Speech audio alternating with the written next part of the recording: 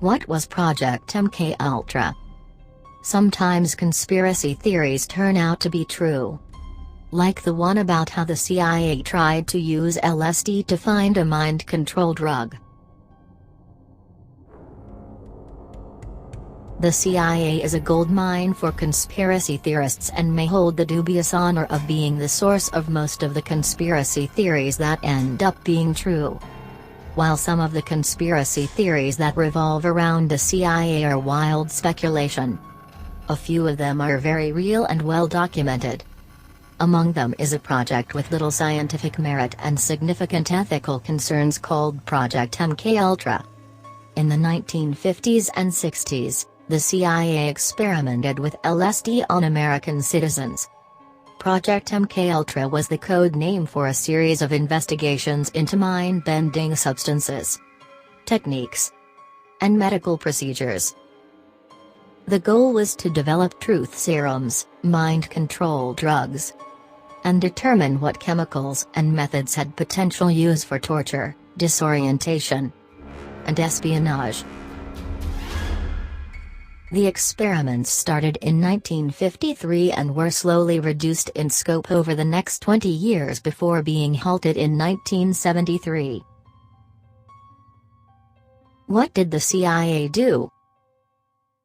A variety of experiments were undertaken to understand the effects of powerful drugs on unsuspecting subjects. These were often done in conjunction with hospitals and universities who claimed later they were not told what the goal of the experimentation was. At least 86 universities or institutions were involved in the acquisition of test subjects and administration of the experiments. In one set of experiments, aptly named Operation Midnight Climax, prostitutes on the CIA payroll would lure clients back to a safe house where they would drug them with LSD. The effect the drug had on the unsuspecting victim would be observed behind one-way glass by intelligence agents and recorded.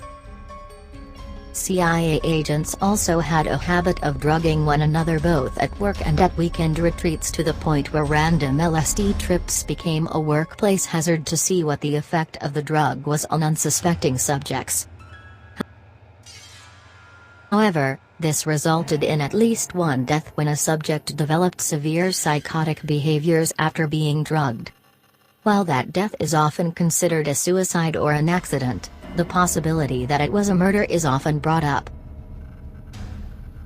Other experiments were also undertaken with sensory deprivation, hypnosis, psychological abuse, MDMA, salvia, psilocybin, and the mixing of barbiturates with amphetamines to sedate a subject before giving them a massive hit of speed in hopes of making them spill their secrets.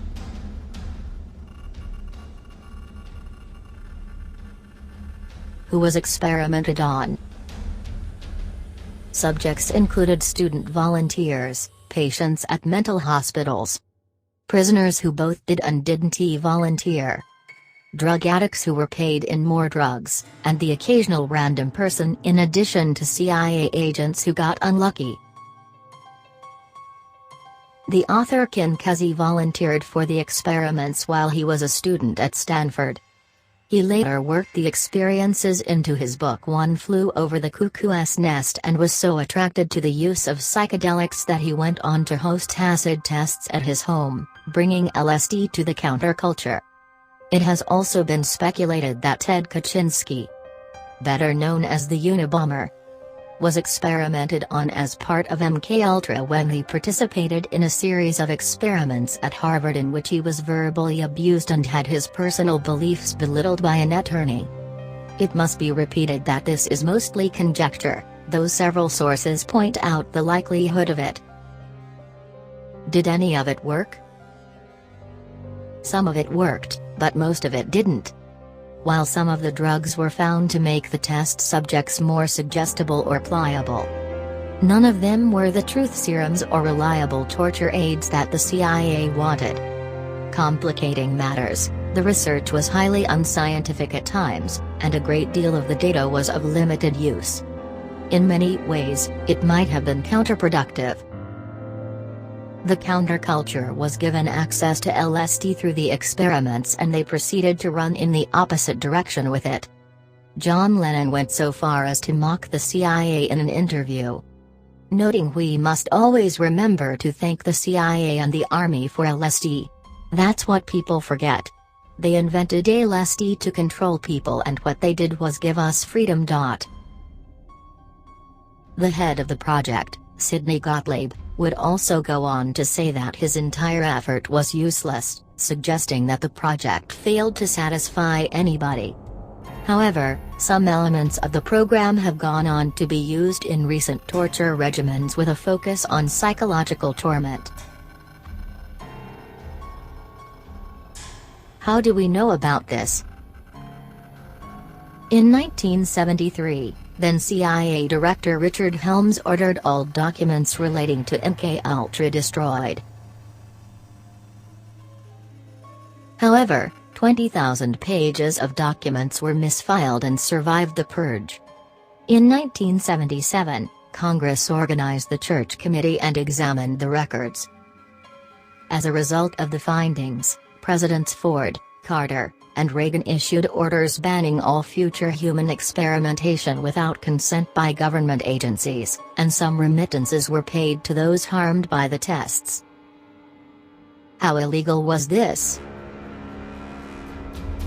The project violated the Nuremberg Codes, agreed to by the United States after the trials of Nazi war criminals, by administering drugs without informed consent.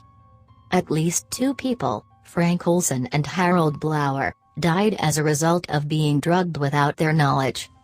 The true extent of psychological damage and death toll is impossible to know, as the records were mostly burned and the unscientific nature of many tests would make it impossible to determine what later events, for example, suicide, were attributable to the tests. So, there you have it. The CIA did use mind-altering drugs on unsuspecting civilian populations and those too weak to fight back, and then tried to cover it up. While most conspiracy theories are far-fetched and debunkable with 2 minutes of thought, some of them are entirely true. MKUltra was a conspiracy between the government and many institutions to drug people without their knowledge and use anything learned from it for espionage purposes. Modern research into psychedelic drugs is increasingly benign, but we must remember that a great deal of what we know about them was discovered for the sake of making them weapons. And this case was just a sobering reminder of what science can do without guidance.